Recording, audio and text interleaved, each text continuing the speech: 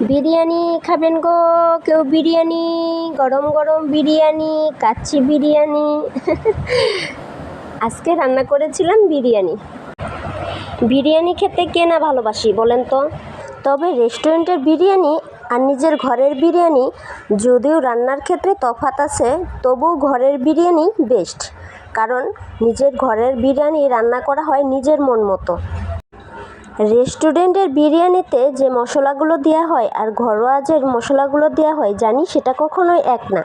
আর রেস্টুরেন্টের মতন যদি করে রান্না করি তাহলে ঘরে রান্না করে কী লাভ? রেস্টুরেন্টেই তো খেতে পারি। প্রথমে আমি মাংসটা মেখে নিলাম। আদা, পেঁয়াজ, রসুন বাটা, টমেটো বাটা, তারপর দিয়েছিলাম কাজু বাদাম বাটা, এরপর দিয়েছিলাম লবণ এবং তেল।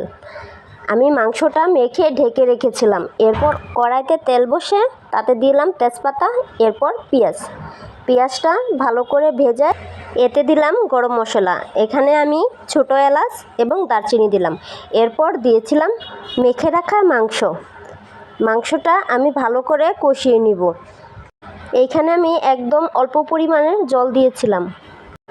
আমি কিন্তু আজকে মাংসে মাখানোর সময় টক দইটা দেইনি। ঘরে যা মশলা ছিল তাই দিয়েই ঘরোয়াভাবে রান্না করলাম। অন্য একটা পাতিলে আমি তেল দিলাম, এরপর দিলাম তেজপাতা, এরপর দিব আদা বাটা, রসুন বাটা, এরপর পেঁয়াজ বাটা। আমি ভালো করে একটু ভেজে নিব।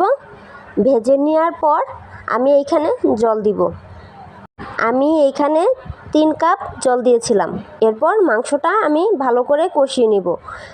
অন্য চুলায় আমি ওই গরম জলটা বসিয়ে দিয়েছিলাম এবং আরেকটি চুলায় আমি মাংসটা ভালো করে কষাচ্ছিলাম।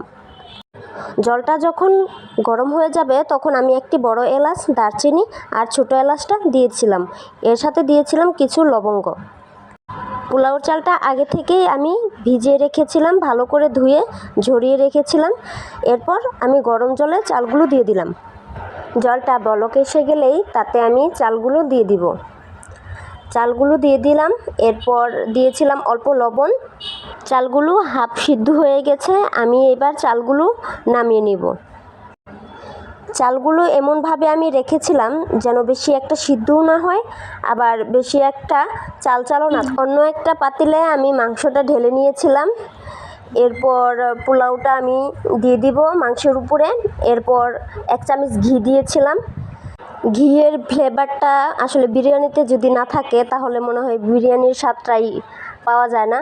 তো আমি পোলাও, বিরিয়ানি যাই রান্না করি তাতে চেষ্টা করি 1 চামচ বা অল্প কিছু হলেও ঘি দেওয়ার জন্য।